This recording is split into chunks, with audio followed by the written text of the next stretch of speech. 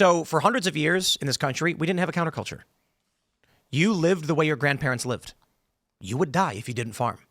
There were some people who were banditos and they would eschew society, but most people for hundreds of years would wake up, tend to the chickens, tend to the crops, go to sleep. Wake up, church day, go to church, hang out with the people. Put on a nice hat. You got to put on a nice hat. Go home. This idea of rebellion wasn't a thing. I believe the idea of rebellion was intentionally injected into our culture through pop culture for the purpose of pulling kids away from their parents to create a machine state.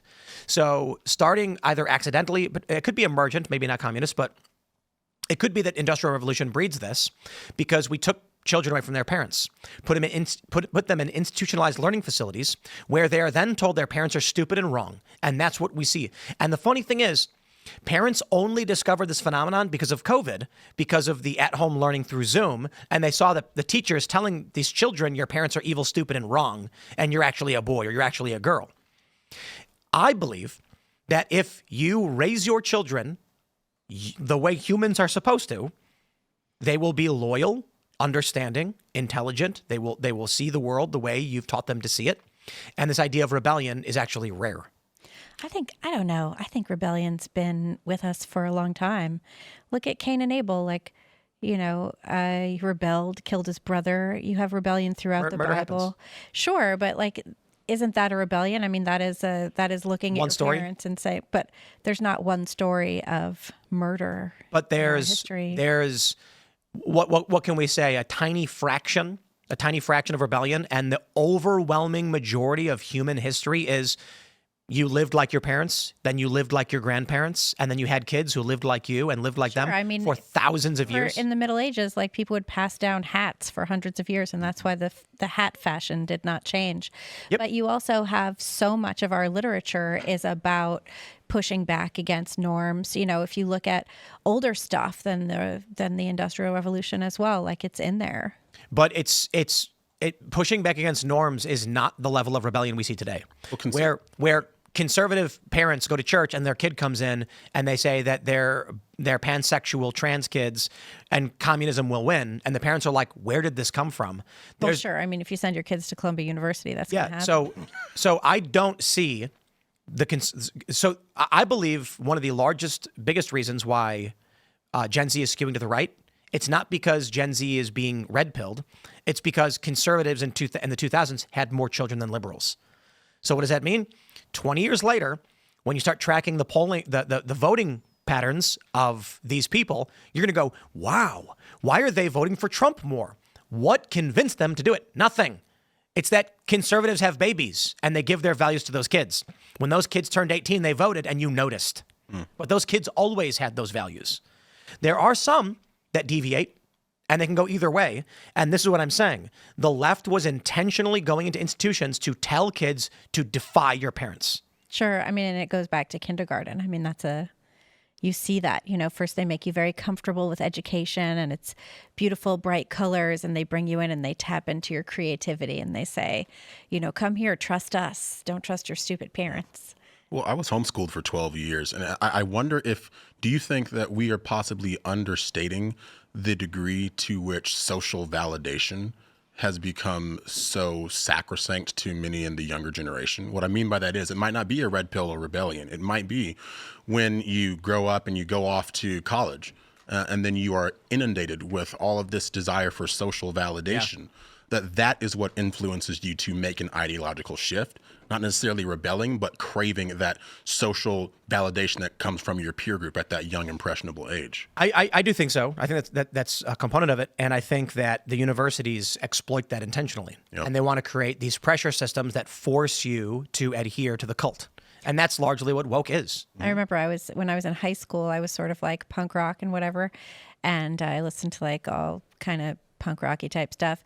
And then when I went to college, I visited the college I visited the college after I had already said that I would go there. After I had already, they send you your letter and you reply, and everybody looked like I did. And I was like, oh no, this is not going to work. I was like getting rid of all these clothes. I'm just going to wear white button downs, totally normal. I undyed my hair. I put it back to its normal color, like everything. And I showed up looking preppy among a sea of punk rock kids. Well, it's funny 'cause Punk rock became conformist, you know? It certainly did. It's like if all of the cool girls are wearing fishnets and mini skirts, like I'm not going to wear that. It's funny, but that mentality really has seeped into universities to such a large degree. I went to Texas A&M University, graduated in 2014. Even back then at a conservative school like that, you saw a lot of that left-leaning indoctrination start to seep in to the student population. And that happened back then. Even at Texas A&M. At Texas A&M University, yep. And even now, Texas A&M University, they've had a fair degree of scandals associated therewith. But I feel that is at that point in my life, I was homeschooled. For 12 years, I go to A&M, and then all of a sudden, I'm starting to hear this other stuff. And I'm grateful my parents raised me with enough wherewithal to not be so pusillanimous that I would just say, I'm just going to say whatever's going to get me a pats on the back. I'm willing to be controversial. But I've seen others, even in the homeschool community, where they were raised by good, strong parents. But then they so craved, they wanted to throw off that mentality, oh, homeschoolers are weird, homeschoolers aren't cool or fun to be around, that they Well, neither were the public school kids. Yeah. No, but that's I feel like that's the mentality is like people crave that validation, and the social media has become so poisonous because people ascribe a sense of self or sense of value to how many likes they get, which causes them to compromise their own values in pursuit of that fleeting dopamine hit that comes when you get a couple likes on a video. And it's a web. It's an addiction machine where, you know, I've talked about how my daughter will not have access to this stuff. But who knows in 13 years what technology will exist beyond this current iteration of social media. But just like the big tech CEOs who don't let their children have cell phones, I will do the same thing. Here's the issue. She goes to a social setting environment. Maybe it's chess club. Maybe it's some like punk. Maybe she's playing in a band. And she wants to, you know, there's like a talent show or something. All the other kids are going to have phones. And they're going to be like, what do you mean you're not on Flim Flam? Like, I get all these likes. And then she's going to be like, Mom, Dad, why don't I have a phone? How come I'm on Flim Flam? All the other kids do. And we're going to say, because it's bad for you and it'll rot your brain. And I know exactly what I thought when my parents told me that. But then she's going to be grateful. I mean, she's eventually going to grow up and be like, my parents were so strict. They never even let me have a Flim Flam account. But she's going to wear it as a badge of pride. Well, I think I'm confident in my and Allison's ability to actually, you know, convey this information to our child. So I'm confident. It is fascinating to me how many people are so lacking in the confidence to raise their kids that they say things like, nope, you're wrong. It'll never happen. You won't be able to teach your child. No, she won't do what you want. It's not going to happen. And I'm like, yeah, I think that's wrong. I think people have become so cynical and jaded from the system that they genuinely believe they can't convey beliefs, ideas to their kids. I know people who they have their kids watch these psychotic videos on YouTube. Psychotic? All of the kids' content is psychotic. All of it. There's no reason to show your kids that stuff. No. I'm not talking about the Elsagate stuff. I'm talking about all kids' content on YouTube. Coco Melon, like all of that. All of it. Yeah, no, there's no reason to ever show your kids that stuff. There's that one woman, I forgot her name, and she's getting Rachel. She's going full political. Yeah. She's going political to your children. Yeah. What people don't understand is I had one person say, well, you know, my kid just loves it so much. And I said, how do they know it exists? Right. Why did you show it to them? One of the best pieces of parenting advice I ever got was from two of my friends in Brooklyn who said, after my son was born, they were like, never play him kids' music. Yeah. And I was like, I won't. That's really good. He was like, they were just play him stuff you like, and that way he'll grow up to have good taste. And my son has the best musical taste now. It's actually eclectic. It's interesting. I take him to concerts. We both like it. The thing is, a child isn't going to know something that you don't expose them to. Mm-hmm. Yep. And there's actually tons of literature on this. Do not treat children like children, and that's one of the worst things we've done as a society. Oh, it's treat because you infantilize your child and then they look never at know how to millennials. grow up. Yeah, it's terrible. Yep. So what I think is great, like so interesting about the millennials is so my little brothers are 12 years younger than me and they're millennials and I'm not. I'm Gen X. I'm Gen X. And so, but we were raised by the same parents just at different times in our parents' lives. And our parents raised us all totally differently. based on, where they are in their level of success. I was born when my parents were in their 20s, and my brothers were born, to different iterations of parental families, but when they were in their 30s, and it's totally different experience of how they were raised. Yep. Well, and there's studies that have been done about how the modern, baby or kids TV shows are deliberately hijacking those young minds at that most impressionable phase. My wife and I, when we talk about, if there's programming that our daughter might want to watch, and it's going to be something old school. It's going to be like Little Bear, very non-stimulating. I love stuff. Little Bear. Yeah, it's on repeat. We used to watch the old Scooby-Doos. Yep. Like there's this Scooby-Doo with the Harlem Globetrotters videotape that my mom had, and my son would watch it on loop. Yeah, it was good. Why do you remember it? Why do I remember it? For what functional purpose do you know that thing? Do I know the Scooby-Doo? Yeah. I guess because it came on TV. You know what always bothered me? I wouldn't say it actually makes me angry or anything, but I'm going to tell you all this. You ready? B-A, up, down, left, right, B-A, start. B-A, up, down, left, right, start. This is your video game controller. It's a video game code. Yeah. For which game? No, I'm sorry. It's B-A, up, down, B-A, left, right, B-A, start. There you go. Mortal Kombat? Teenage Mutant Ninja Turtles 2. It gives you level select, B-A, up, down, B-A, left, right, B-A, start. Gives you level select and 10 lives. And I know that, and I'll know it forever. Because I was a little kid, and it was taught to me. Why was it taught to me? For no functional reason. And I still remember it. And there's also the Konami code, which I don't know because I didn't play those games. But famously, the Konami games had the same code, which was like B-A, up, down, B-A, left, right, B-A, up, down, or something like that. But the Teenage Mutant Ninja Turtles one, I will remember forever. And I can grab that Nintendo game, randomly put it in and be like, look at that, I know the code forever. Now, this is the point. We have created a society where kids are exposed to nonsense, random garbage.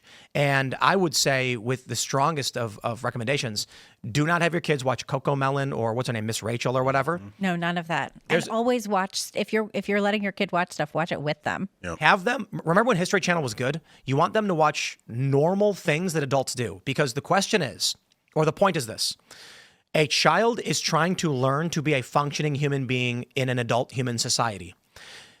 Exposing them to things that are only for children that they will never experience later in life means you are building the neurons in their brain, the neural pathways, for something that does not exist functionally. So I had a conversation in my 20s with this friend of mine, this woman, and she was saying she hated her job and she didn't know what she wanted to do with her life. And I said, what were you doing when you were 13? And she was like, I don't know, nothing, hanging out with my friends. And I said, you want to run a bar? And she went, oh my God, I would love to run a bar.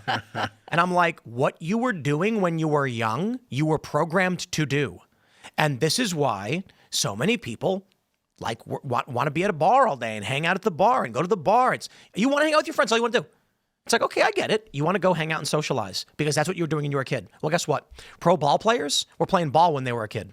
When they were 7, they were in Little League. When they were 10, or when they were 7, they were T-ball. When they got older, they were in Little League. Now they're pro ball players. They love playing ball. They love talking sports. We had John Rocker on.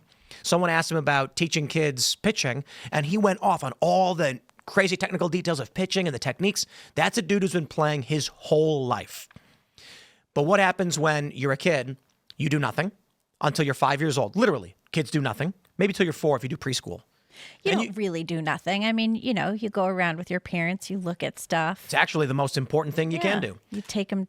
But what I mean is today, they're not doing that. The parents are handing a tablet to the child and saying, watch Miss Rachel, who sings songs and talks nonsense that the child will never use in their life. Right. And so the question is, I should put it this way, a viral video that everybody loves showed a bunch of kids in the 50s talking about post-World War II or something. And there's this little boy who's 8 years old, and he's talking quite like this. I think the interesting thing about the politics of Austria is that the current tax rate is driving... Accent. And all of these people were like, why do these children sound like adults? Because there was no children's content. The children only knew how to emulate adults, and so they behaved like adults. When my son was 7 years old, he was obsessed with the Titanic. It was like every Titanic documentary. That's what he wanted to watch. That's great. I was buying him like the National Geographic books about the Titanic, and we would read about that. And then for a while, he was obsessed with like space exploration. So we were doing that, and he was like, "I want to live in space." And I was like, "Okay, let's talk about that stuff now." You know, it was like, yeah, it's always key to make sure that you're giving your kids stuff that you can tolerate. Because the other thing too, this is something that I remember Jordan Peterson saying: raise your kid as someone you like to be around. And like, my kid is my favorite person to hang out with. You know, he'll be like, "Can we do something today, Mom?" And I'm like, "Oh, yay! Hooray! Let's do whatever you want." It's like there was a Family Guy joke from a recent episode where Stewie's rebelling. He's like, "I'm going to play loud music." And so he puts on the Archie's Sugar Sugar. And then Peter comes downstairs and he's like, "My only problem with this is the volume. It's too quiet." He turns it up. And I'm like, you know, I'm imagining, I suppose, you come home and the music's blasting and he's playing Zeppelin. No. And you're like, great. You know what he does? He blasts Frank Sinatra, and sometimes the Beatles, and sometimes Steely Dan, sometimes fantastic. Weezer. Yeah. Ooh, Weezer, I don't know. Well, you know, he likes it. I got tickets to. I'm taking him to. He's not crazy. He doesn't know them that well yet, but I'm taking him to the Pixies this summer. I love that. Wow. Does he listen to Sabrina Carpenter? No. I don't think he knows who that is. He probably does because he goes to school. But Yeah. I've taken him to Morrissey shows, and I took him to see the Shins, and his dad takes him to the symphony quite a bit. I mean, Wow, that's So he's well-rounded. going to be like the dude in the back of the room with the Kiss shirt on. no, because he wears button downs. Oh. Right now he's doing this Hawaiian shirt thing, but they're all muted. It's like light blue with navy blue sailboats. Thanks for checking out this clip from Timcast IRL. Make sure to watch the show live Monday through Friday at 8 p.m. Subscribe to this channel, and we will see you all there.